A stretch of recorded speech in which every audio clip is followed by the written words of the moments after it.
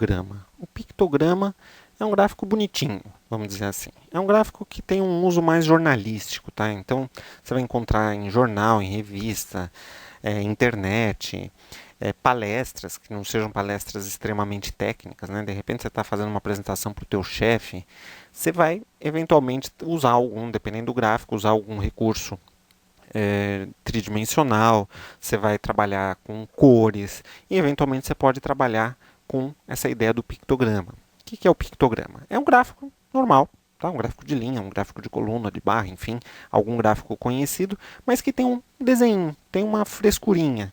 Então, por exemplo, aqui a gente tem, na verdade, dois gráficos em um, né?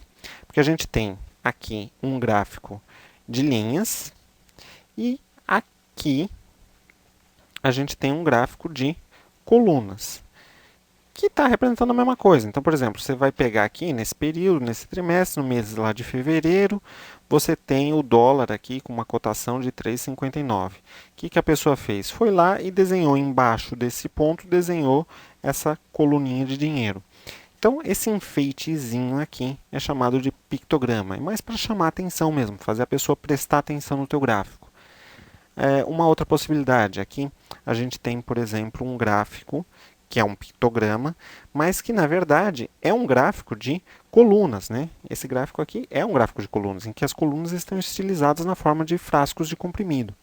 E eu quero fazer uma interpretaçãozinha rápida aqui com vocês. Ó, vamos dar uma lidinha rápida. Ó.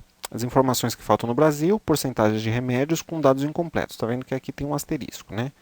Vamos lá, o asterisco diz o seguinte, ó, números referentes aos 44 medicamentos mais vendidos no Brasil. Só um detalhezinho, ó, isso aqui foi publicado lá no ano de 2000, lá na Folha de São Paulo, tá? Então a gente tem aqui as coluninhas, veja que as nossas colunas, elas possuem aqui o rótulo de colunas, tá? São esses valores nada mais são do que porcentagens. Aí você tem as categorias, né, reações adversas, informações sobre dosagem, contraindicação, efeito farmacológico. E aí, se você fizer uma continha rápida aqui, né, ó, se você pegar, por exemplo, esse 56,8, somar com esse 54,5, você vai ver que a nossa soma é maior do que 100%. Opa, errei. Não era isso que eu queria escrever, era isto aqui, depois isto. A soma passou de 100%. Se você somar as outras coluninhas, então, mais ainda, né? E aí vem a pergunta, pode passar de 100%? Faz sentido passar de 100%? Né? Porque a gente sabe que o máximo que poderia ter nas coisas aí, você fala, o máximo que existe é 100%, 100% é o total, 100% é a totalidade das coisas, não pode passar de 100%. E aqui passa de 100%. Então aí vem a pergunta, tá certo isso? Então, vamos fazer o seguinte, lembra que foram ditos que a gente estava trabalhando com 44 medicamentos? Vamos pegar a porcentagem de cada coluna e calcular quantos remédios correspondem a essa porcentagem.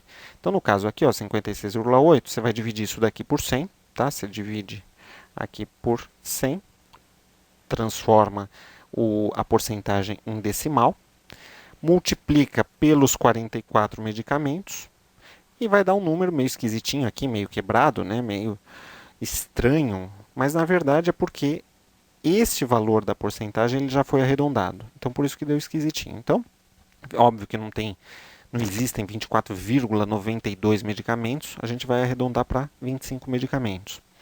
Se a gente pegar aquela outra coluna, ó, que tinha 54,5, dividiu por 100, multiplicou por 44, deu um número esquisito, muito próximo de 24.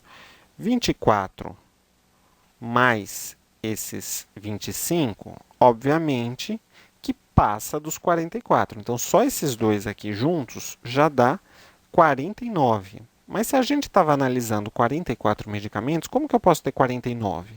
Muito simples.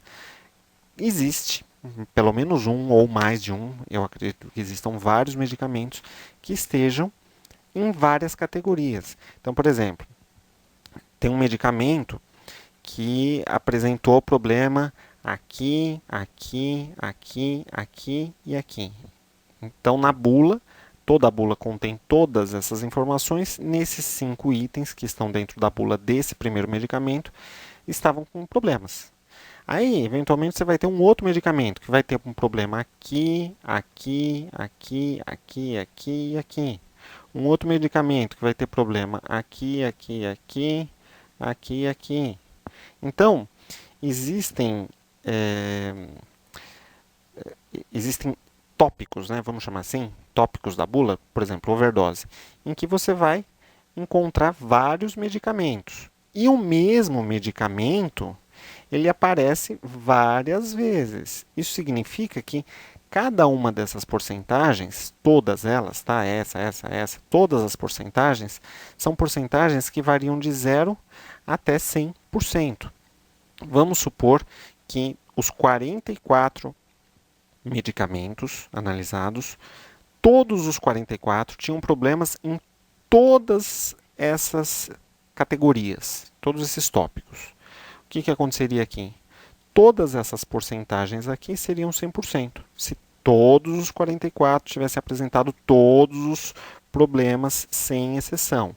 Tá? Então, todas as porcentagens teriam que ser 100%.